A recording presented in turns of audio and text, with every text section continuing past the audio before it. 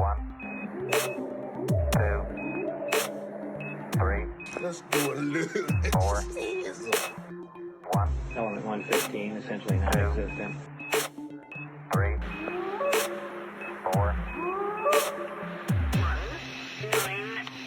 And he told police he was able to time travel because aliens filled his body with, you guessed it, alcohol.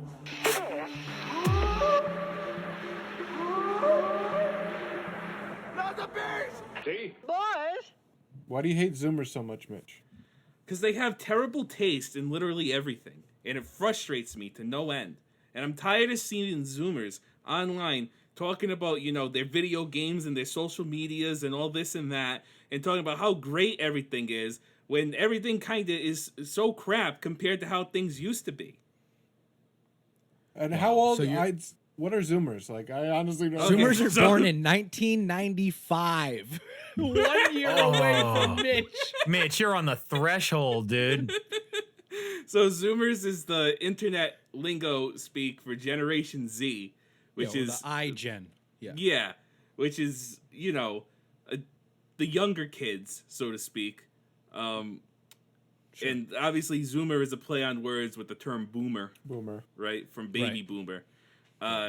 Mike's favorite generation. I don't actually hate Zoomers, but I hate Zoomer internet culture because it's not really that funny, and I just don't understand it. But John, the thing that bothers me the most about it is I'm usually like a very well plugged in guy to like video game culture and internet culture and stuff like that. Mitch knows his memes. Mitch knows Exactly. And the thing is, like, the Zoomer stuff is just, like, so foreign to me. Like, all this stuff about that, like, fork knife video game. And, like, you start getting into, like, that talk crap. Like, I don't know what that is. My God. Okay, you sound like my Well, dad. my grandfather. Like, those are I jokes hate my it. dad makes. Yeah. What is talk? Like TikTok. TikTok. He's making a joke about TikTok. Oh, they call it talk. Wow, I'm even not even No, in I the call Latin it loop. talk. No, because- Mitch calls it that because, like, the same way that my dad calls it the interweb. Or any game console system is a Nintendo. Yes, exactly. Like what our parents used to say. It's that sort of speak. But still, it's so foreign to me, and I don't get it. I don't understand their humor, and, like, the things that they like, I don't comprehend how they could possibly like it. Like, they What like- happened to you in that 12 months? I don't know, but they like things like, you know, excessive microtransactions and video games And cryptocurrency. like all this kind of They like those things. They do. They like celebrate them. They want to. They're all about like buying the next skin in Fork Knife, right? And I remember when I used to play a video game and I used to put in hours and hours to unlock that like sick new costume in Tony Hawk's Pro Skater 2, right? Now, for Tony Hawk Pro Skater 11 or whatever the fuck they're on, you just pay $5 and then boom, you can play as Spider-Man. Before, you had to have Spider-Man on the PlayStation 1, you had to have saved game data on your memory card, and then you would unlock Spider-Man in Tony Hawk. So to But me, you it don't sounds do like that no more. It sounds to me like you're anti-convenience, is what it comes down to. You just don't want to have to. You want to have to work it's about work ethic, John. Jarvis, when you were saying anti-convenience and you were like leading into that word, I got really nervous for about like 2 seconds. Oh, Mitch, it sounds like you're anti-convenience. Oh, whew, that was a close one. Mitch, Yeah. you know, I do think we could talk about generations. Not that really that. Oh, we could talk about it all day. There's so much to be talked about. I think because like even like the years that denote generations are sort of in flux. You know. Yeah. What I would love to know real quick before we move on is so the next generation, what is being known as Gen Alpha, right? Which are people who are still being born actually. So from 2013 on, they're saying from 2013 to 2025 is sort of the range. How do you think they could make things a little bit better in those regards, or do you think like it's too far gone? And I think that you're gonna. away? I think you're gonna see a shift, right? Because it sort of goes like every couple of generations. There's like a downtick in quality, and then it upticks again, right? Gotcha. Yeah. So you know, at You're least so sure of that's it. my Downtick in personal quality of the whole gen. What a blank. These are such blanket statements. of humanity, though, you're saying. No, of like is- what are you generations culturally, right? So So you know, this batch of people born, the people baked in this time period aren't coming out as good as no, it's you know? it's not that they're not good people. They can be good people, right? They could be nice. What do you mean people. by quality then? Listen, I know some Zoomers personally. They're all very nice, right? They're all very nice people in the Your peers? No, in the moral sense, You mean your right? peers? Yeah, people Everyone you went to you've fucking grown up high with? school with. Yeah. No, they're all nice in the morality sense. It's the cultural sense of like the things that they enjoy that are just bad taste. But eventually, you know, things will be on the uptick again, and I'm hoping that the latest generation, the alpha generation, right, will So we have to start over, basically. We're at hate Z, it. and they're like, where are we going to go? So we got to go back to the beginning of the alphabet, but this time the Greek alphabet. Ooh. Yeah. I don't like it. And I know we've discussed it before, John, but cultures are not fun anyways. When know, people anything- rally around a culture, it's so annoying.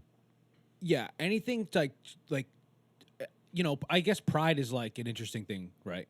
But anything that like someone is proud about, like just for like pride's sake, is something that normally is like cringy and bothers me. And I guess Yeah. I'm thinking of like weed culture. You know, That's number one. I guess it might not be too much of a secret that I am someone who enjoys marijuana once in a while, but man, I wish it could be a secret because I hate people who like wear weed socks. Yeah, or Get outta here with any your weed fucking clothing. socks, you dumb shits. Yeah. Yeah. I'm with you though, 100%. I'd rather not display my hobbies like those people do, but yeah, it's a sense of pride thing. People Look at need his you shirt. to know that Look at they his smoke shirt. weed. What was that, Mike? Look at his shirt. Jarvis shirt, Boston Pride. Yeah, look, Yeah. I gotta. Yeah, I mean, I guess like Shit! I'd rather Wasn't not, even thinking. be one of those guys that wears Yeah, it on a shit. shirt. I not wasn't gonna even wear it thinking in of that. symbols anywhere. Okay. Does anyone have any news topics? I found a couple things in the sort of paranormal realm of news that I would like to talk about before we get into our subject. So Let's I was fucking telling hear you it. guys that earlier today, just as an aside, I found like a paranormal news story that I wanted to share that was about aliens. And it was Cool. something about some government official was saying, probably because of the, you know how like there's the deadline they have to reveal the things to Congress, right? Or whatever? Right, About we've alluded aliens. this on the show a couple times, right? Like there's they're going to tell us a bunch of stuff in Yeah. the next month or so about aliens. Yes. So I found like a news article that was like some government agent guy, like a real guy, was saying like, we got stuff that's gonna blow your mind when we reveal of like aliens, like UFOs defying gravity and, you know, doing things that human beings can't do, like with their ships and whatnot. But then I found it on like my social media in the morning when I was like half asleep. Never was able to find it again. So if anybody out there who listens to this episode knows what I'm talking about, you know, shoot us an email because I would love to know what that actual source was. It's a real Beastie live Boys. cover up. It's a real life cover up. Yeah. You'd think someone published it on Facebook and then before it was noon, which is when Mitch like really has his wits about him. It got They deleted Zuckerberg. it. Yeah. Yeah. Got Zuckerberg. That's what it sounds like.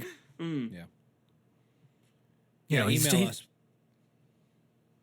We're waiting. Beastie Boys Paranormal at gmail.com. I actually just keep clicking refresh on the mailbox. I'm not seeing anything come through at the While moment. we were recording, actually. Yeah, I'm just checking. I know that people are listening now somehow. Yeah. They couldn't The aliens are email listening it to us.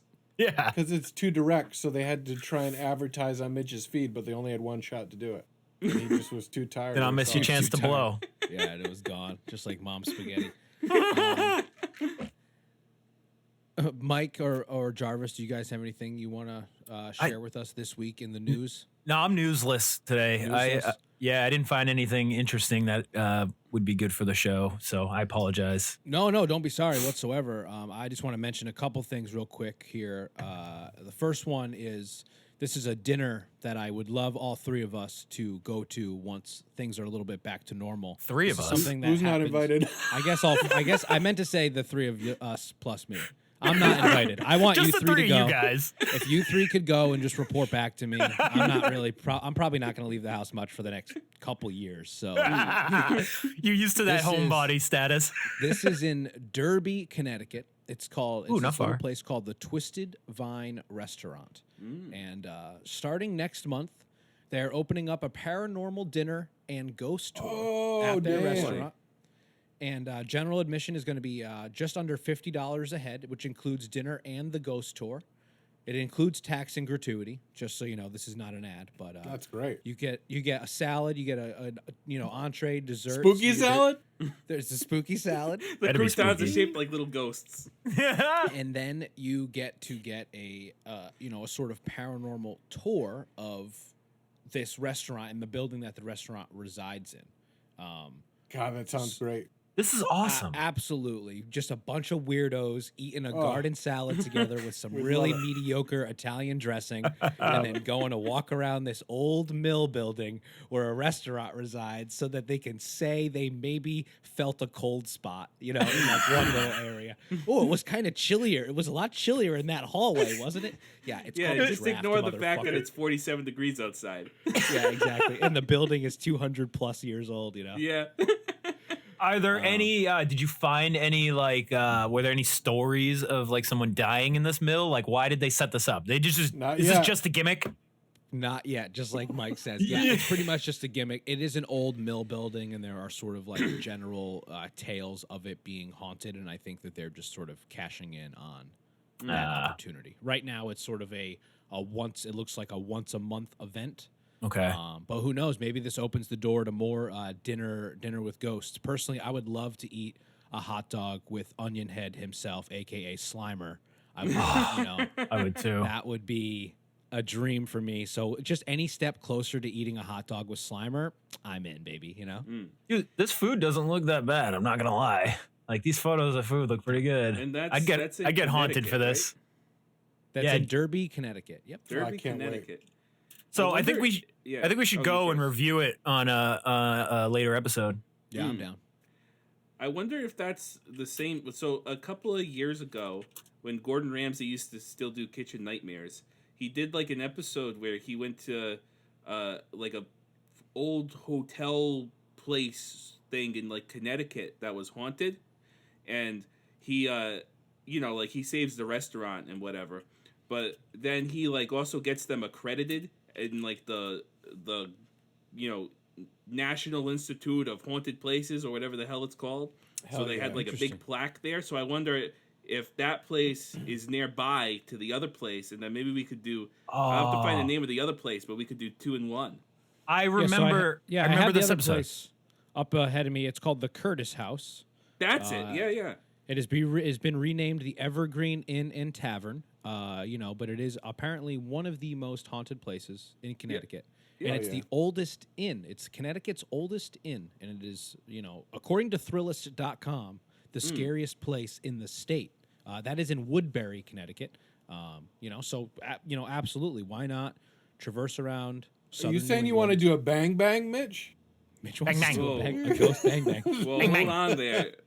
I don't know how I feel about that because I'm not quite sure what that means. You Mitch, have to you answer have- the question now.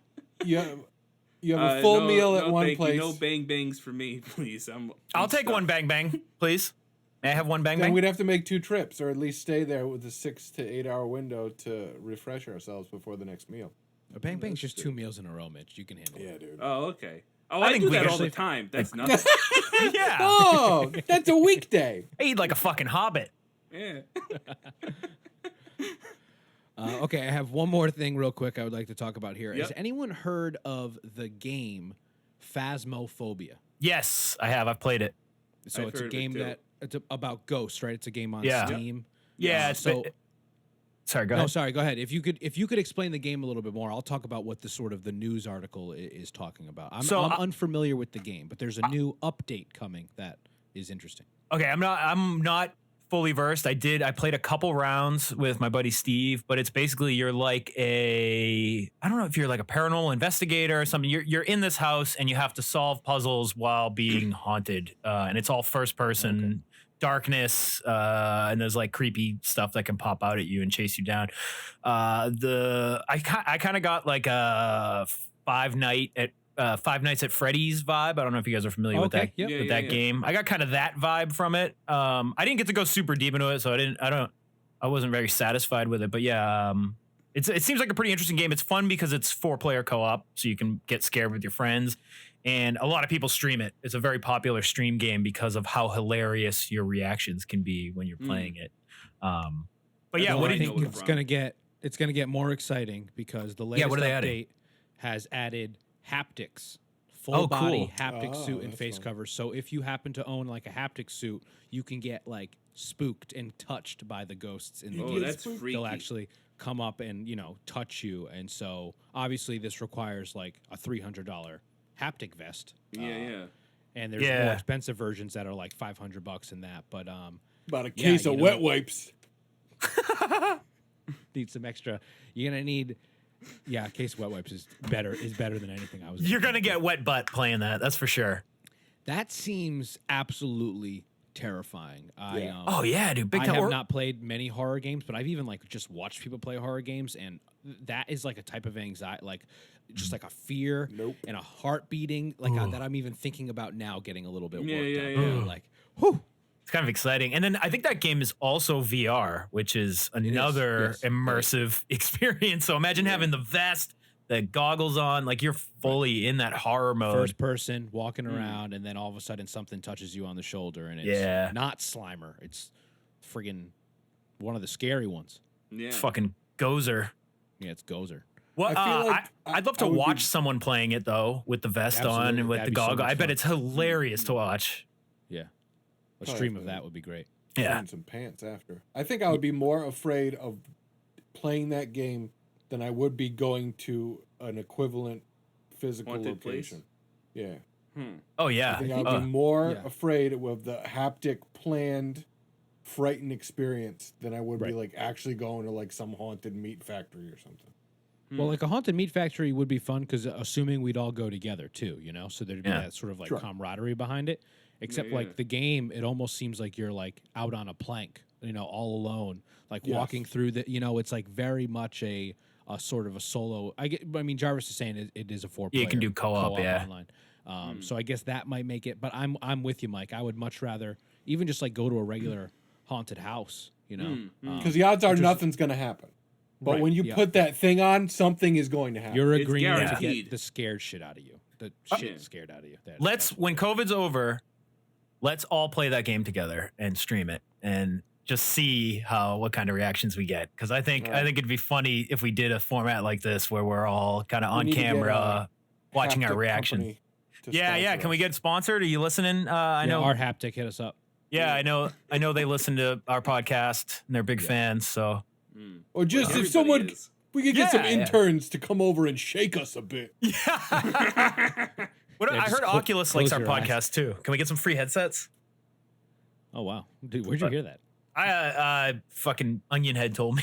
He peeped into Oh, my room nice. the other You day keep and was refreshing like, that, "Dude." refreshing that email. That's where it's popping up. Yeah. Which I have been. I haven't seen a single email yet from anyone in the We're last recording 10 minutes. it right now. The people aren't hearing this. That's not how I understand it works. Okay, Fine. I heard I'm once I'm my done explaining voice this to you. I'm goes done. out, it's in the ether. It's on the internet. It's in the internet. Yeah. That's Internet 101, isn't it? Yeah. Speaking of 101, numbers, right? Numbers. Nailed the They're segue. everywhere.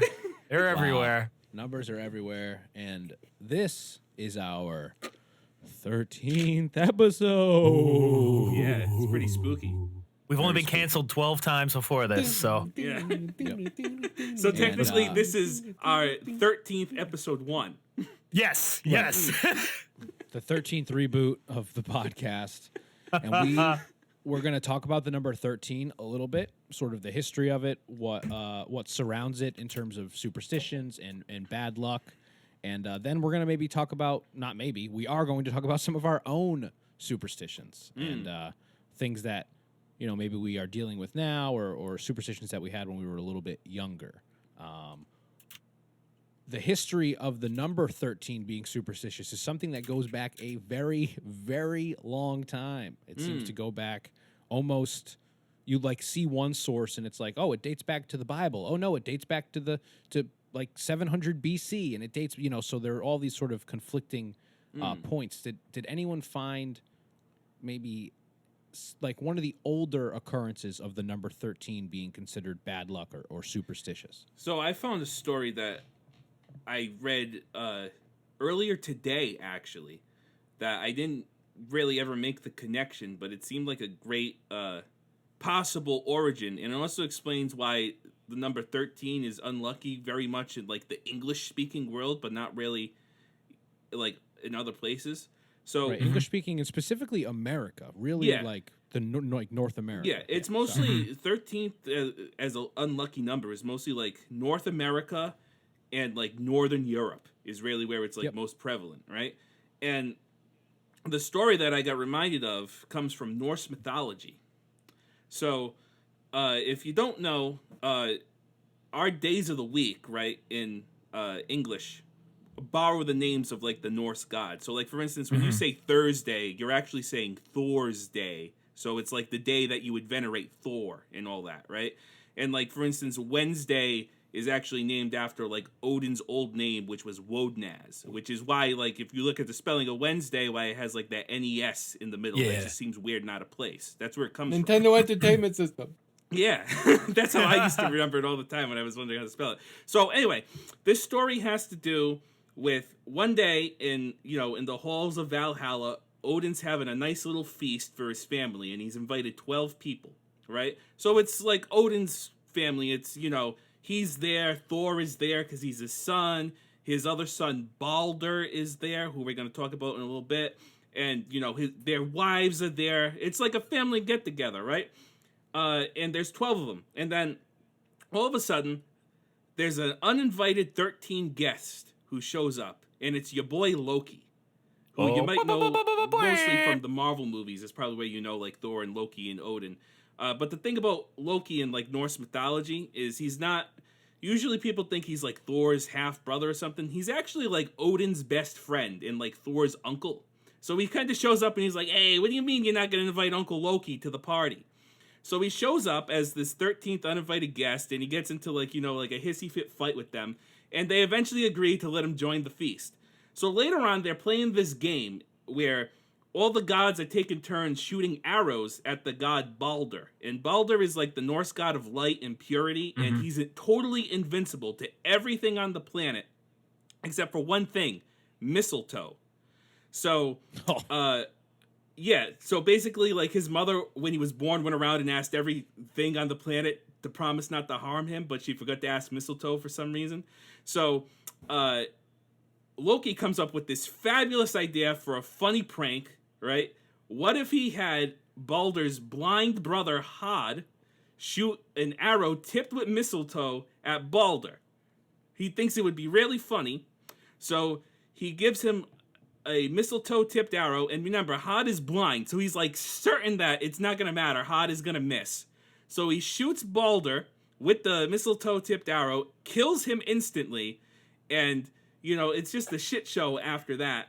And I guess what I was reading was, because of that story, the number 13 was considered, like, very unlucky in, like, Northern Europe and, like, the Norse culture. And because of that, because, like, Germanic culture borrows a lot from Norse culture, and then English culture borrows a lot from those cultures, it kind of just had this reputation. And the interesting thing about that, with Friday the 13th, so Friday, like I said, we borrow a lot of our weekday names from like the Norse gods, right? The god that's named after is Frigg, who is Odin's wife, right? And Balder is her son. So you have this uninvited 13th guest killing Frigg's son, which is maybe why Friday the 13th is considered an unlucky day. I just thought that was super interesting. Yeah, that is. I thought it was just unlucky because of Jason. He ruined it in the 80s for everybody. Yeah, that's all I thought. Yeah, that's very interesting because I do think that is a great like trajectory to why it affects those certain cultures, right? Because you also hear the story. A lot of things I found were like biblical. Yes. And they talk about the Last Supper, right? Yep. There were 12 apostles, and the 13th person at that table being Jesus, and sort of, also the 13th person, if you count him as more of an outsider, Judas being the one that sort of, did betray Jesus according to lore, I guess. Yeah. But there's all these different ways you can point back these number of years, and because it's so far gone, it almost seems more real, you know, because it is something of legend where, like, I mean, I don't know, was Thor even a real person? You know what I mean? Like because you're talking about like mythology at that point and folklore a little bit. So, but when stories go back that far, they become more and more assumed as truth, I think, because we're so far removed from it, you know? In a more modern sense, the term triskaidekaphobia, right, which means you're scared of the number 13. That was a word that was coined in 1911. Yeah. So a little bit more contemporary, obviously, but still, 110 years ago, something that was very much within the culture. These are people that try to avoid bad luck by keeping away from anything numbered or labeled 13. And apparently, an estimated 10% of the U.S. population has a fear of the number 13. Wild. Wow. And more than 80% of high-rise buildings in the United States do not have a 13th floor, with many of them avoiding using the number for rooms, including hotels, hospitals, airports. Like, so just to sort of appease to this 10%, which is a good amount of people, Yeah. Over 300 million people in the United States. So you're talking over 30 million people are affected by this, and that means like hotels are just skipping the 13th floor, which is wild, just for a superstition. Well, that goes from from the label on the thing just being missing to there are some hotels I think that actually leave an entire floor empty. Yeah, right. They usually turn it into like a server room too. I heard sometimes they'll just put a massive servers on that one floor, and then so no one really needs to go in there. Yeah, they're farming, mining Bitcoin. Evil, the devil's Bitcoin. Mining Doge. Yeah, but if you jump out of a window on the 14th floor, you're still gonna die faster than usual, right? Die one floor faster. Yeah, you'll die one floor faster. Yeah, if you're sitting there doing the math about terminal velocity and how fast you fall at a going speed, you're gonna have to account for that missing floor. Yeah, exactly. You'd be a fool not to. It's an extra like 10 feet that's taken away from your. That makes my heart. Descent. Imagine if you did that, like you literally did the math and you haven't figured out that you're gonna like hit right as the solo for Freebird starts. Yeah. You mistime it. Oh, that would hurt. Freebird. Is that illegal? Do we have to pay for that? That's what you're waiting for. Wait, is someone playing Freebird like outside of this building you're jumping from? Because then they'd be accessory too. No, you're holding a Bluetooth speaker as you jump. So it's like say anything but suicidal. Yeah. Gotcha. Suicidal anything. I did like that. Finland has a National Accident Day. Did any of you guys come across this? No, I saw that. Yeah. It's a day to raise awareness about automotive safety in the country of Finland. It is chosen to be on Friday the 13th each year because there is at least one Friday the 13th per year on the modern Gregorian calendar. And it says the event was started in 1995. In 2013, National Accident Day was on September 13th. And at that time, Finland was experiencing about 1 million reported accidents, resulting in 2,800 deaths. Accident Day is like car accident, like a collision. It says right here, Accident Day is not limited to automotive accidents. However, it is also to bring awareness to increasing safety in workplaces. It's general oopsies. So that's cool. I like how the acronym is NAD. But yeah, that's why I wanted to bring. Day, NAD. Yeah, I wanted to bring that up. Wolfman doesn't have NADs. Oh my god. Yeah, that's interesting. Like to raise awareness for it does. I never really thought about it, but there is at least one a year. Sometimes there are two. You think there'd be just like skip ahead a day one time. Add an extra day to a leap year, then maybe we'll avoid it or something. Help the 10%. Help the 10% out, man. Jeez. 10%ers. Everybody's scared. But yeah, it's funny. I didn't realize they turned it into a holiday. They turned people dying stupidly into a holiday. Yeah, because if people are making a big deal out of it anyway, then why not just slap your thing on? Sure. Right? if there's no formal state holiday, but everybody's acting like it is anyway, then You got to be maybe about, careful like, hey, though. don't Sometimes do what it. you slap your thing on because you don't want to get Don't- arrested. Don't go underneath ladders, guys. Or let a black cat walk in front of you. Yeah. Which my cat's constantly walking in front of him. I'm surprised he hasn't done it yet. If anybody, yeah, are you that you're still alive with that many black cat crosses? Yeah, and I walk under ladders all the time. He has a ladder in front of his front door in his apartment. Actually. I do. I walk He under walks every under day a I go ladder home. to leave, to come and go. Yeah. How is What your it- father's sign company? It's good. I don't know why. Like he always makes me walk under the ladder when I'm holding it for him, but That's where he stores the ladders. he has no other room for ladders. You just gotta put it in front of the door. You know. yeah. Jesus Christ. So yeah, there are these sort of like common superstitions that I think, especially like as a kid, you think about a lot more often maybe than when you're an adult. But plenty of people grow up and continue to be superstitious into adulthood, you know, through their whole lives. Mike, are there any superstitions that stand out to you that you have been affected by or afflicted by in your life or still to this day?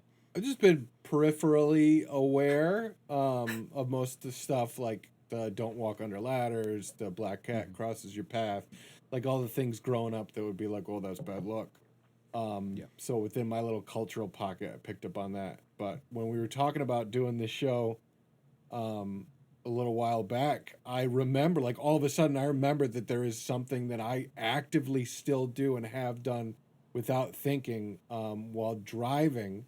If I drive over train tracks, I lift my legs. And So I you lift still both of your legs. Off both the of my floor the legs car. just off the floor, and it's always been like a fun thing because I'll usually say "we" even if I'm alone.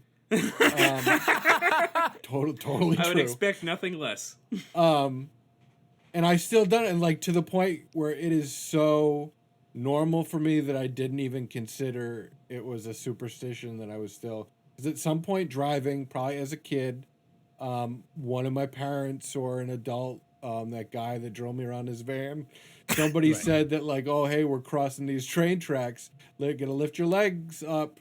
Whether they said it was like good luck to do it or bad luck to not, I started doing it and I have done it ever since. That was probably Which is- something the dude knew about, like the police could scan your car and see if you had like Yeah. children in your car. So The they lift your feet up and they vibrations won't from the find you. train tracks will go through your little kid bones, And then the police they'll will be able to find me. locate.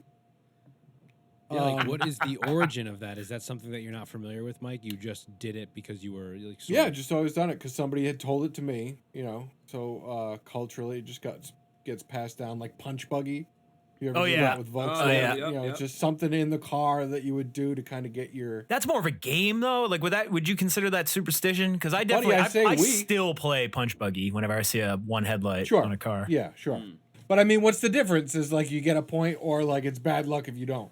Yeah. You True. know? And then Do you guys that's have when- that like itch in your brain where like if something like that does happen, like you have like a knock on Obsessive wood. compulsive Like if you say disorder? something and you know you're gonna I jinx knock on yourself, wood all the you time. have to knock on wood. Yeah, I knock on wood. I get that I little knock on wood twinge in all my the brain time. where it's like if I don't do it, there's probably a kid dying somewhere else on the planet that could have been saved if I So- just knocked on wood. so dramatic. But the knocking on wood, I think, is probably very common, right? I think that Yeah. is. Yeah, I 'cause think people everyone are does that. Constantly, they'll look for, or they'll like, people will be like, oh, Knock if there's on no wood wood. around, you can knock on your left knee or something. Yeah, you yeah. know? Not Yeah, knock yeah, on your yeah. head like Jarvis just did. Like that's such a funny workaround. Just like, Yeah. well, there's no wood. I'll knock on my knee. I'll knock on my head. Oh, okay. Well, is it really mean anything then? You know? Yeah.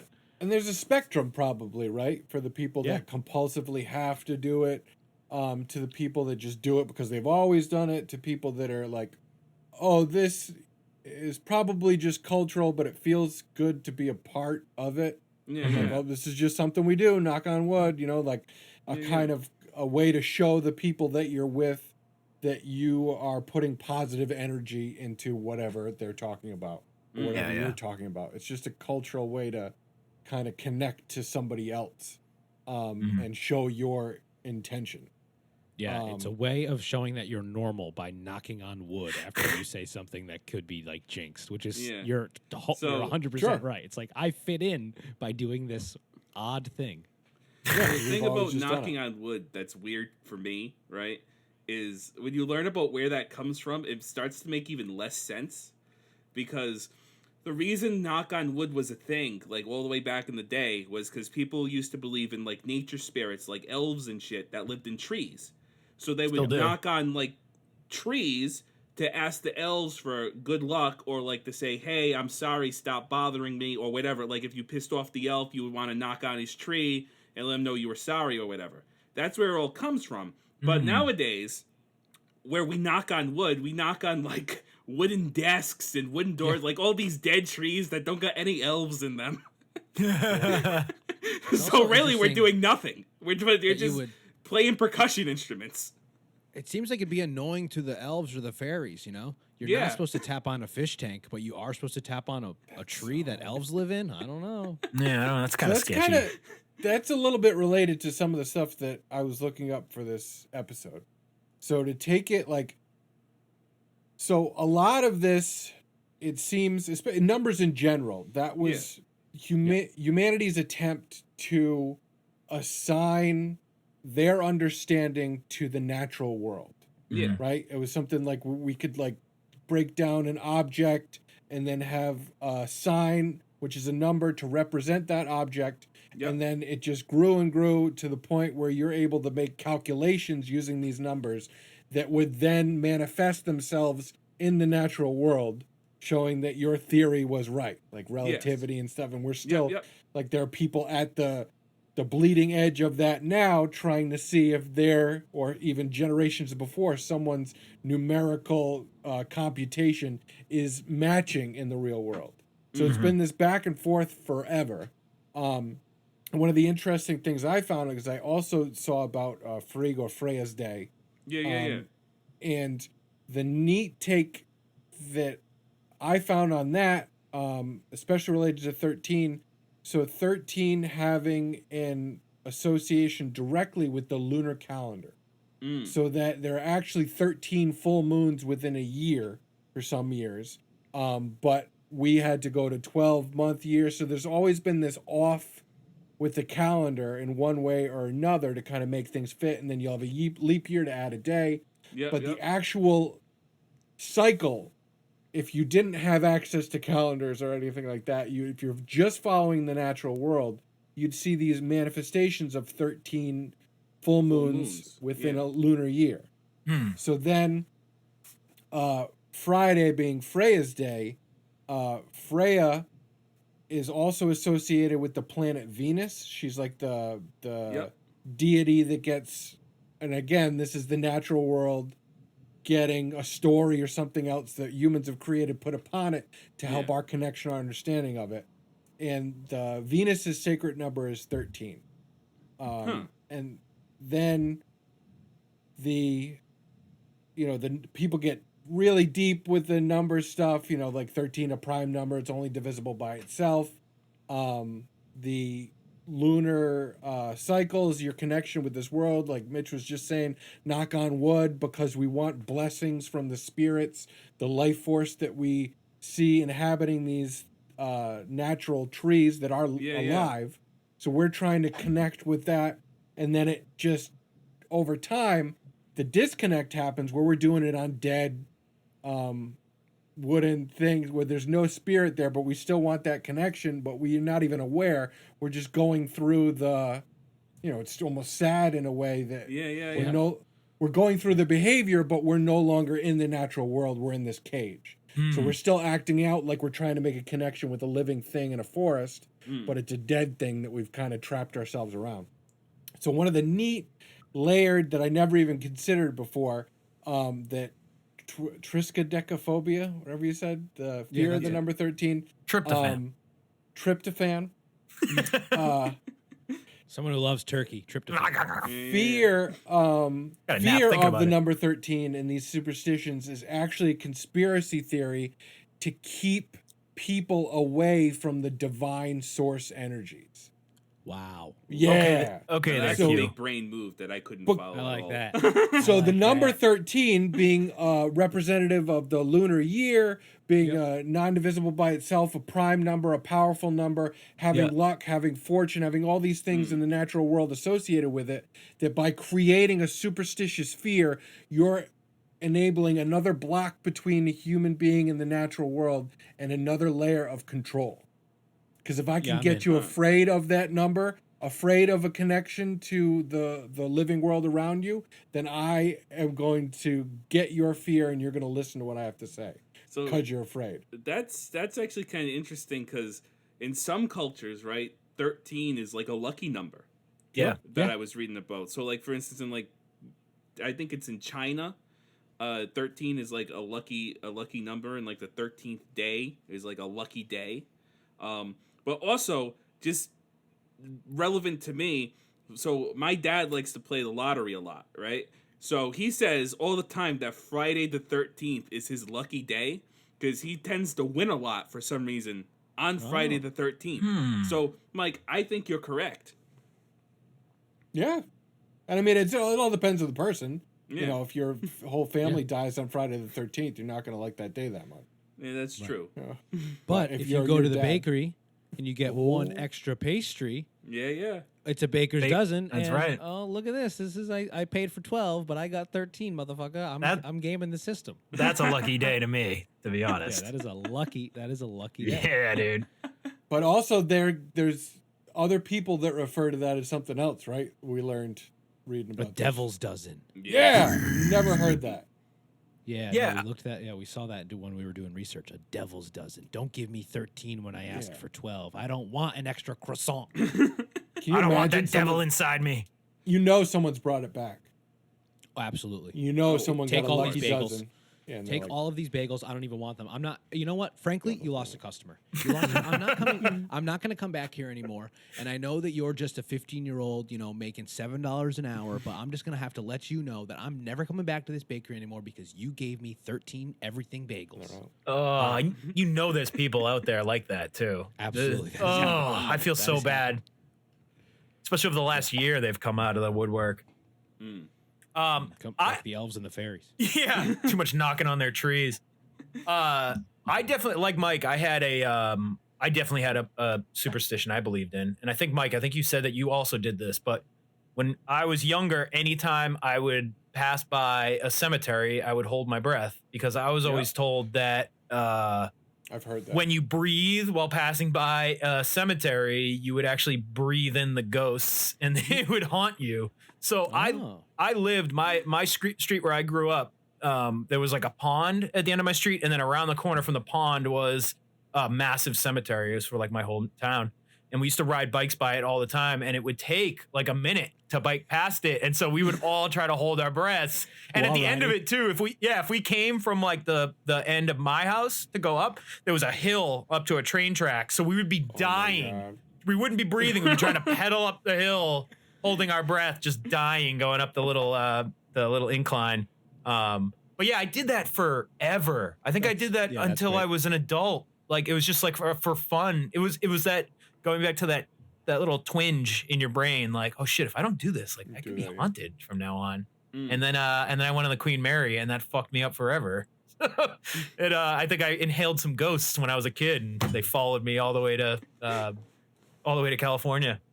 Oh, now, maybe. Based on absolutely nothing. Yes, I don't know. I wonder if that has anything to do with the Black Plague and like all the infectious bodies. And so, like, hey, if you're anywhere near this, Right, don't breathe. Cemetery, don't. Oh, you want to Don't get real breathe near the trippy? dead bodies. You know what century the Black Plague happened in? 13th. 13th century? Well, close. It's technically the 14th, but it's Oh, the 1300s. God damn it, Mitch. Damn it, Mitch. You could have set us up. You could have set us up better. I know, but it was more fun to do it my way. Yeah, maybe for you. Oh, Hey, man. That as is, a good friend of mine that's likes to interesting. say, you got to make your own fun, right, Mike? It's true. Mike does say shit like that, yeah. So do we know? Did that derive from the Black Plague? No, I just Mike, made. I just, Mike said just it. had the know. greatest theory of all time. I just think Mike's that gonna theory write a whole is fucking thesis about so this. interesting. It's so interesting. The only thing I could find online when I looked it up was just other people relating the story. Blacking out on bikes. Yeah, blacking out, riding their bikes through cemeteries. I remember too a funny little story. I remember I mean, this isn't funny, but my friend passed away about when I was still in high school, and I remember going to the cemetery for the funeral and being like, "Holy shit! Like, I'm not gonna be able to hold my breath this whole time." Like that's how fucking weird I was as a kid. No, it makes the logic follows. Yeah. You know, if you're thinking about that anyway. But everything I could find online was just like people saying what I just said. It was like, don't breathe going past cemeteries. Like they always heard it from their older siblings or their cousins that were like, you breathe going past the cemetery, you're going to breathe in those ghouls and they're going to become a part of your body. And, you might, be it all haunted. started from some farting grandpa. Yeah. Like, hold your breath, kids. We're driving near a cemetery. So, all right, going back to that then, if we fart and we breathe in other people's farts, are we breathing in their ghosts? Like, do those ghosts become part of our body? Food. Yeah. Ghosts of the food. Yeah, Mike. You lose a little bit of your soul every time you fart. Yeah, like, are you farting out like you're little piece of yourself? But that's all I could find. I couldn't find any like back history on where this came from or anything like that. But if anyone else that's listening has, all farts are back history. That's true. You want to hear my back catalog? It's pretty extensive. I wouldn't be surprised if, though, what Mike was saying earlier about like the plague and like smells and stuff like that was probably a very the good origin theory of it, because they used to think, like, for a long time before we had like germ theory, they used to think like illness was spread by smells. That's why, like, back in the day they had like those plague doctor masks with like the big long beak, because they used to stuff back in the day 2020. Yeah. Feels like an eon ago. Stuff that with like good smelling flowers to ward off the sickness, right? Yeah. And like, for instance, if you know like the nursery rhyme game "Ring Around the Rosies" with a pocket full of posies, that used to be about avoiding the plague. Right, ashes, they all ashes to ashes, they all fall down. That's about the plague. Yeah, exactly. Super depressing song when you get down and dig into the lyrics of that song. Yeah, so I wouldn't be surprised at all if like there is, if you really took the time to do like all the anthropology to it, if there was some sort of connection like that. Mitch, do you have any superstitions that you dealt with as a kid or you're still afflicted by today? Oh God, where do I begin? Oh my God, fucking Rolodex of them. All right, you just hear him spinning through the. First, let's talk about Zoomers again. No. Mitch, relax. Jeez, Mitch, come on. So I grew up in a very Italian family, right? With a very strong Italian heritage, as you know, because I tend to do this a lot, right? Hey. So woke up this morning, got some growing up, I was surrounded by a lot of like old Italian superstitions, some of which I still sort of follow just by force of habit, right? Yeah. So, all right, a great one that probably a lot of people are fairly familiar with because they've definitely seen this before, right? Which is, you probably know this as like the rock on symbol or like the metal, the heavy metal. You put your devil thumb horns. in. You put your thumb in. Yeah, this is "I love you," isn't it? That's "I love you" in sign language. No, I've seen people do the devil horns like this. Yeah, and they're doing it wrong. And Gene Simmons says that's the right way, and I fucking hate Well, Kiss, and I hate Gene Simmons for that. Gene Simmons didn't invent this. All right, he's claiming he did. Remember that? He was I created before Dio. Listen, He tried to file a patent on that. Gene Simmons. As much as I actually do like Kiss, I will throw Gene Simmons under the bus here and say, no, fuck you, Gene Simmons. You Kiss. didn't invent this. This symbol came to be associated with rock music and metal music by Ronnie James Dio, who was the frontman for Black Sabbath after Ozzy Osbourne left. And Rainbow. He went on to have his own band, Rainbow, and he also had his own solo career, which was fantastic. Sorry to keep correcting you, Mitch, but I gotta. Don't worry about it. Rainbow was before Black Sabbath. You can always correct me when it comes to heavy metal and Ronnie James Dio. I don't mind at all. It's the only thing I know in life is heavy metal music. That's it. I'm bad at every other aspect of my life except for heavy metal. Come on. So Dio came up with this idea of using this symbol because he was Italian, and in Italian culture, this is called the Malocchia, which stands for the evil eye, right? So that's what that means in Italian, right? So mal is bad, and then occhio is eye. So it's the evil eye. And don't the Greek also use that word too? Yeah, it's like a very southern. So the evil eye is like a southern Mediterranean thing Okay. in general. That there's like an equivalent in like, because I've also met like Portuguese people who know about the evil eye, and I know some Greek people who know about the evil eye and stuff like that. So it's all that general area. So my grandfather used to say Malakia, like whenever he like got frustrated. So Malakia is like the bastardized American version of like the Italian Malocchio, right? First lady. So this symbol, the Malocchia, as I used to, as I call it, is basically when people gave you the evil eye, it was like they put bad luck on you, right? So you would do this to ward off the evil eye and point it back at them, right? And it's like saying no, you, right? But you could also do this symbol to give people the Malocchia. So you would point at people and you'd give them the evil eye, right? And so it's like an Italian aloha. Exactly, I guess. Right? So it looks sort of like, it's known as like the devil horns sometimes because it looks like, especially if you do it this way, it looks like a horned animal, like a bull or like hell yeah, brother. Yeah, like something like that. So a devil. It has like this evil connotation to it. But growing up, I used to, my relatives used to do this fucking symbol, and way before I even got into like rock music and metal music, they would, put the Malocchia on you when you were playing a game of cards, right? Like we'd be playing like a game of high-low jack, and they didn't want you to do good, so they would like give you the Malocchia, right? So I grew up with that kind of stuff. Another one that I grew up with that I still do to this day out of force of habit more than anything else, I think, is you never put shoes on the table. Ever. Yes. You never, ever put shoes on the table. It's bad luck. That was a thing in my family, too. Right? So even if it's like shoes in a shoebox that you just bought from the shoe store, you don't... Uh-oh, John. They're technically they're slides. They're flip flops, not shoes. We're getting dicey. We're getting dicey. Uh-oh. And also, I mean, these are just like little toy sneakers on my table. Oh, those are actually amazing. That's adorable. I kind of like that. So, thank you. All of a sudden, John's whole feed just goes black. So, the desk collapsed. So you never put shoes on the table, right? Even if they're new shoes in a shoebox that you just bought. So the other day, there was a package that a friend of mine sent me of something that was, he put it in a shoebox and we weren't home, so he left it on the fucking front door, right? So I guess he did it like late at night. So I wake up in the morning and my mom started telling me that there was a package for me. It's addressed to me and it was a shoebox. And she thought she was less concerned about what was the package, why the mysterious package was there, what was in it. She was more concerned about the fact that she thought I put new shoes on the table. When you were opening the package, you put it on the table to open it. Like, I guess what happened was my brother found the box on the doorstep in the early morning, took it inside and put it on the table.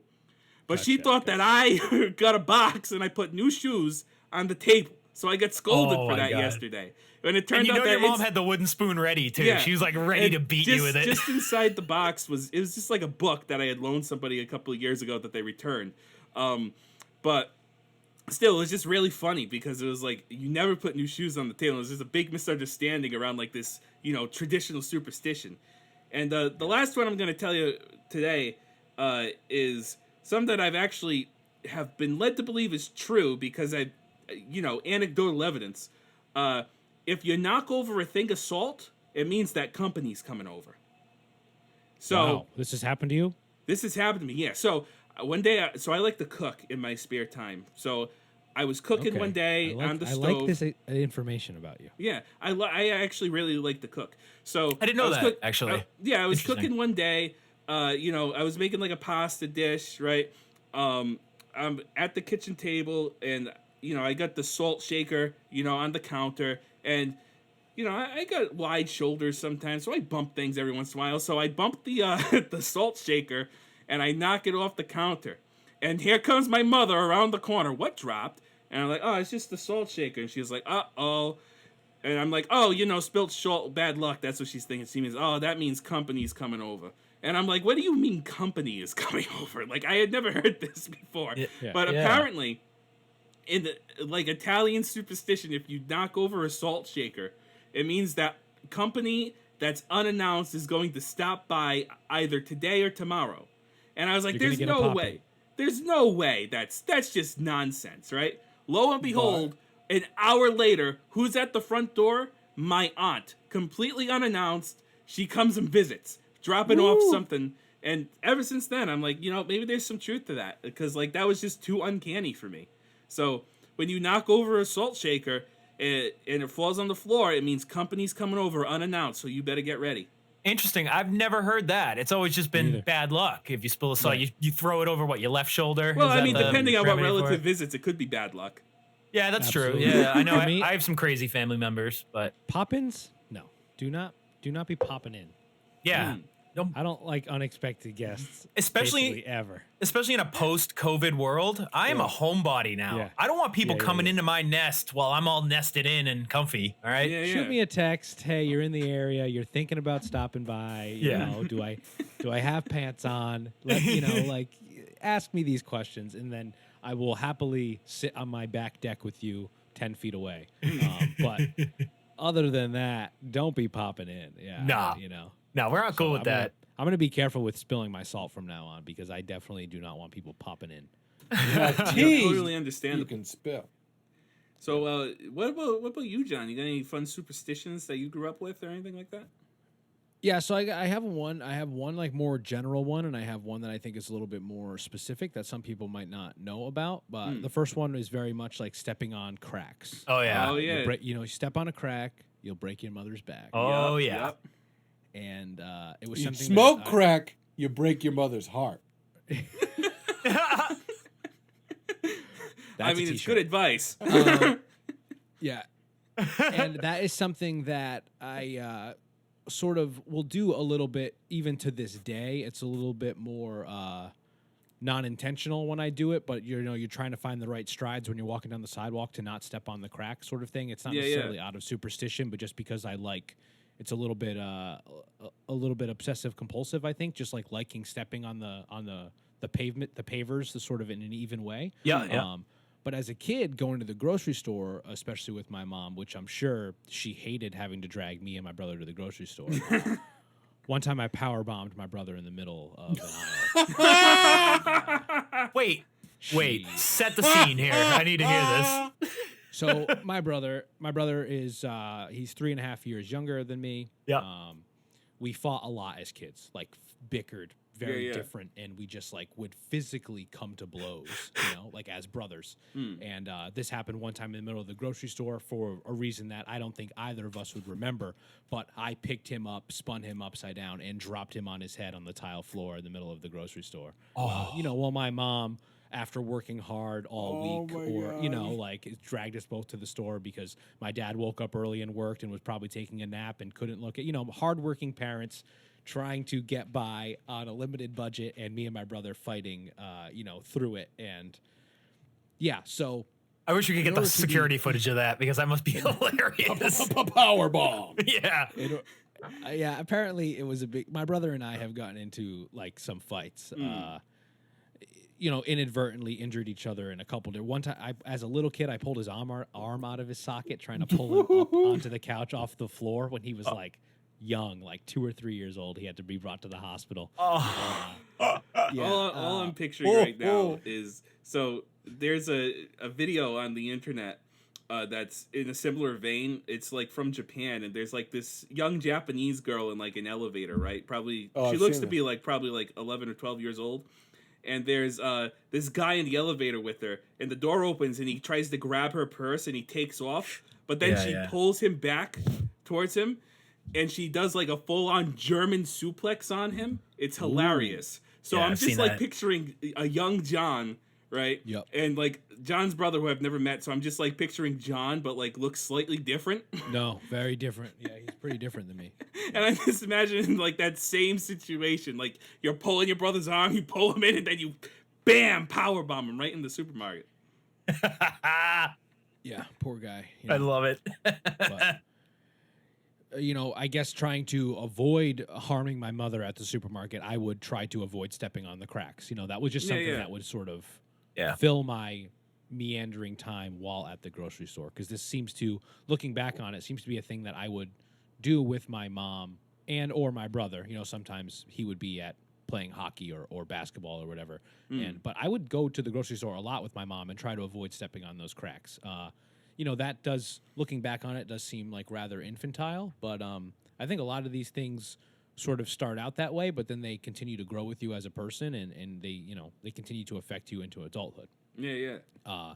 The other one that I think is a little bit more niche that people might not be heard about is saying the word Macbeth while in a theater.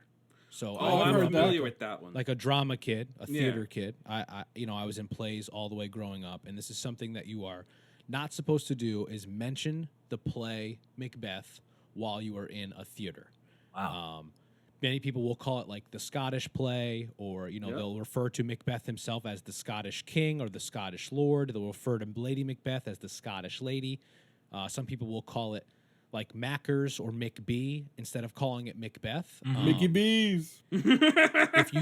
What about if you're seeing Macbeth at a theater, though? Can they not call it Macbeth? So only during the production. Okay. Like during their production. But any other show, you can't say Macbeth in a Or theater. you can't even like allude to it. You know, you can't be like, "Oh, we're putting on Macbeth." Like, don't say we're doing a production of Macbeth next month. Weird. Say you're going to do the Scottish play, or "Oh, I'm really excited to audition for the Scottish play." You know, it's just and it goes back to a lot of theaters that were financially burdened. Would go and produce the play Macbeth, which is a very well-known play. People would come, from miles around to go and see it. And what it would do is the sort of theater houses that were already in a little bit of financial trouble would put all of this money into Macbeth and ultimately fail and lose their theater or lose their theater company. And I, personally experienced this growing up, like being involved in a lot of theater, and I even had like some high schooler, said Macbeth while we were in the theater. And Powerbomb. The theater director, I gave him a powerbomb. The theater director made them leave gave them a certain set of cleansing rituals to perform before they were allowed back into the theater. This was weird. Public high school theater. You need a background check on that teacher. This teacher. He wasn't the most well-minded guy. He was sort of a very eccentric teacher. One of those teachers that I think you either like or you don't like, or you either get along with or you don't. But he didn't he harbored love, but also harbored resentment for students. And so looking back on this and thinking that he legit made someone leave, and they had to turn around and spit over their shoulder and recited a line from another one of Shakespeare's plays, and normally something from A Midsummer's Night Dream or Hamlet bizarre. or something about grace offending you or offending the gods or something to that extent. And you'd even you'd have to have the other theater members would spin this one member around that would say it. There was this whole big to do that really created this air of not saying Macbeth while in a theater, and especially as as a young kid, you're like, oh boy, I'm never gonna.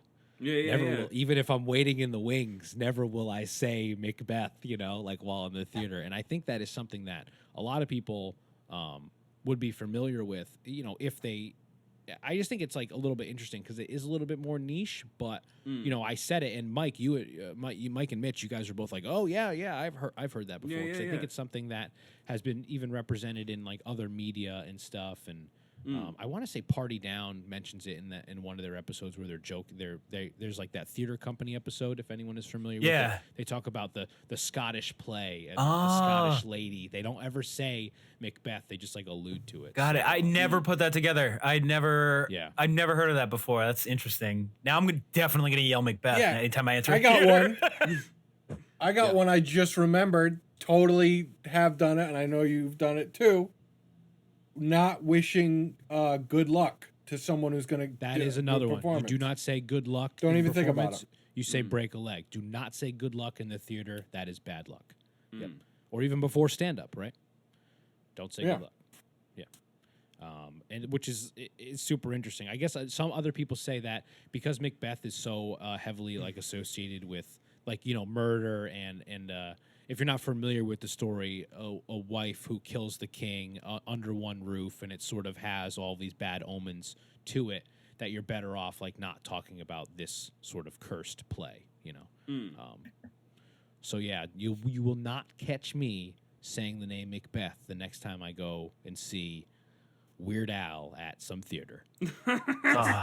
Any Good luck up concert there. at this point would be great. Good luck. Yeah. Good luck, Macbeth. Good luck. Don't say that. You will be chastised. You have to spit over your shoulder. By a 60-year-old balding man. With a big old scarf. 100%. 100% scarf.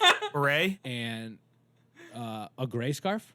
No, did they have a beret on too? No, he didn't have a beret. He had like wispy hair and like, like glasses? sort of like, glasses, really Exactly flowy what I'm shirts. Maybe picturing. one or two buttons unbuttoned.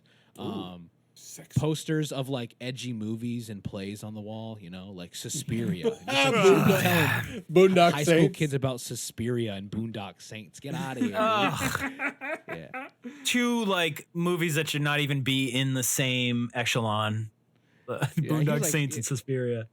It's interesting to like look back on that time and think like, oh, this guy was so cool. Like, no, this guy was a fucking. He sucked. What a twerp. So I wonder if make that it guy, feel the best. if he genuinely like was superstitious about that, or Or he was if just he was busting just balls. yeah, exactly right, and he knew he could get away with it because Sure. of like number one, like how powerful he was in the institution, but also number two, because he knows that it's like a genuine superstition, and he could always just claim ignorance and be like, "Oh, I can't help it, I'm superstitious." And he wanted to see how many high school kids he could make do dumb things like turn around and spit over their shoulder and do handstands because they said Macbeth. Meanwhile, What if he that's just, his like- safe word. That's his safe word. Or if he just like doesn't like a kid, he's like, John said Macbeth. Hey, John said Macbeth. Detention. Well, hold on. I did not. I did no such thing. Yeah, we'll go outside, spin around for the next half hour until we tell you to stop. And have your eyes closed and be spitting over your left shoulder the whole time you do it. So Instead of spitting though, you're just rapping outside. Fucking sitting there doing your own freestyle. I misinterpreted it. I'm sorry. Scheisse. So yeah, those are the two that sort of I think like stood out to me the most, and I would hold my breath. Or I've never done the railroad thing, but I think that a lot of these are common, and there are we didn't mention breaking a mirror. I think that's a big one. Yeah, 7 years bad. There's so many. Yep. Yeah, I've never There's so many. been in that situation of breaking a mirror, so I can't say I've ever been exposed to that one. I mean, I You know have about an it, but like umbrella. I've never had to deal with it. Yeah, umbrella indoors is another big one. Oh, especially yep. When you're a kid, Showering so with your a dad. lot- That's another one. Yeah. Well, Yeah, we had not supposed talked to do about that. Bad luck. walking under ladders before. To this day, Yeah. I don't even walk under ladders. I In mean, you fact, shouldn't anyways. It's Yeah, dangerous. there was a day where I was on set, and our buddy Jim, who we work with sometimes, basically they wanted me to like sit in for like while they were like doing the shot, and in order to get to the spot, I would have had to go on under a ladder. So he didn't ask me to go on the ladder. I just found it funny that before he even thought to ask me, "Hey, Mitch, will you sit in?" he actually stopped and said, "Mitch, how superstitious are you?" And I said, "Well, Jim, I'm a little superstitious." And he's like, "How do you feel about going under a ladder so you could sit in?" And I was like, "Jim, I personally would rather not do that." So he asked somebody else, thankfully. So thank you, Jim, for not making me have to. I walk do under ladders superstitious on thing. set all the time. I hate walking under ladders. It's just like there's something wrong about it that bothers I me. mean, I guess on, not like, if a primal there's level. a person on it, but Yeah, I hear you. Yeah. Yeah, If there's a person on the ladder, I'm not gonna walk under it. But hey, sometimes it's like a fucking maze. You got to get around somewhere. It's a nice open spot. Dash under the ladder. yeah. But And then take everything down with you as you Yeah, well, as you the go good- under that ladder. The way you break that is you go under the ladder and then you stand up so that the ladder's on your shoulders, and then you walk around with the ladder. Big A-frame on you. yes, that's a And then power that's move right there. Yeah, Yeah. that's move. then the ladder knows. We know how Mike rolls. Mike is a power user. So because I can't be worried about that sort of shit. yeah, ain't got time for that. I'm already illegally driving with my feet up. Right. This guy doesn't even have his foot on the gas or the brake. Oh. Yeah. Now, God forbid, I go over train tracks near a cemetery. Oh, Holy no. shit. Someone's gonna die. Try to concentrate on that. Yeah. So when I was a kid, when it was the cemetery thing, it was like both of those combined for me. You had to hold your breath and you had to lift your feet off the ground. Wow. Yeah. So like, it was separate for you guys though? It sounds like a workout. Yeah, I mean, it was It's real a little core bit. strengthener. Yeah. Oh, yeah. But I don't know why we even did it. Like, we had to keep our feet off the ground, but it's like one of those things that, like, you know, my friend was like, oh, we got to keep your feet off the ground when we go by a cemetery and hold your breath. So I was like, oh, okay. You know, because I'm like 6 years old and it's like, whatever. But yeah. Right, because you're not driving. Because like a railroad track, it takes 2 seconds to go off it, so your foot is off the gas or the brake for 2 seconds, right? But Yeah, you're driving by a quarter-mile cemetery. Yeah. You're not accelerating. You know, you're done accelerating after. Or a you're while. stuck in traffic in front of it. Absolutely. Yeah. Right. Right. Oh, well, I can't press the brake. I'm gonna just ram into the back of this car. What's worse? Yeah, so a lot of possibly picking up a ghost or a fender bender? Huh? I'd rather, just so I didn't have to deal with insurance, I'd rather pick up a ghost because dealing with Pick up a insurance ghost. sucks. Make a ghost. Yeah, there we go. Were you in a fender bender? Did you make a ghost? Fender bender. Fender bender. Love it. Oh shit. Yeah, a lot of superstitions. Hit us up with your superstitions. Beastie Boys Paranormal at gmail.com if you have any that stand out or might be a little bit more There's a lot we didn't cover. Traditional. I think, either. there are a lot we didn't cover, a lot from different cultures that, you know, maybe have seeped into your family, like sort of Mitch said, where it, you know, comes from more of an ancestral place. I think that'd be interesting to hear. So yeah, reach out to us and we'll talk about it on the show in the future for a little follow-up episode. Is there anything that you three lovely gentlemen would like to talk about before we get out of here? Yeah, 13 represents death and rebirth. The 13th tarot is the death card. The 13th rune in North alphabet is Iwaz, which is linked with life and death, heaven, hell, light and dark. 13 steps on the Egyptian ladder to eternity. 13 letters in reincarnation. Arthurian ledger has Merlin guarding the 13 treasures of Britain, which is an allegory for a personal attaining of enlightenment. And the 13 Ghosts of Scooby-Doo is pretty damn good. The movie's cool too. 13 Ghosts in the movies. Okay. Mike, what is the do you have any other information on the 13th steps to the, what was it, the pyramid, the Egyptian 13 thing? ladders Like, to eternity. It's a Pantera The song. Egyptian ladder to eternity. the Egyptian ladder to eternity has 13 steps. Interesting. Yeah. Interesting. Yeah. And so is that like a good thing? Is that like I mean, yeah. eternity seems good, or it could As be long bad. as your soul weighs less than a feather.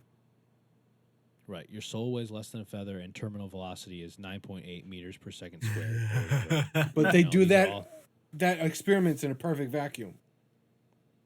Right, of course, because Yeah. eternity Never- is a vacuum. They leave that part out.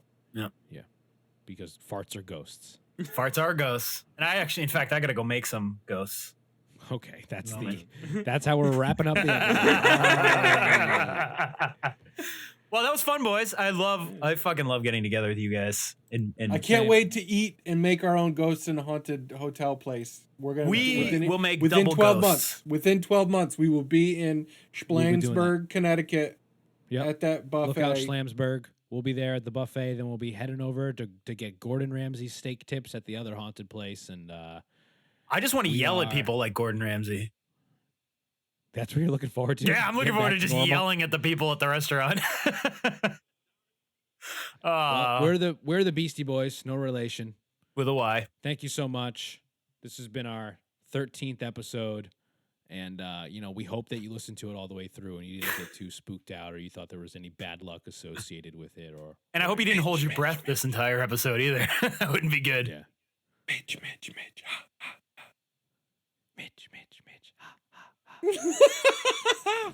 Decaf left, regular right.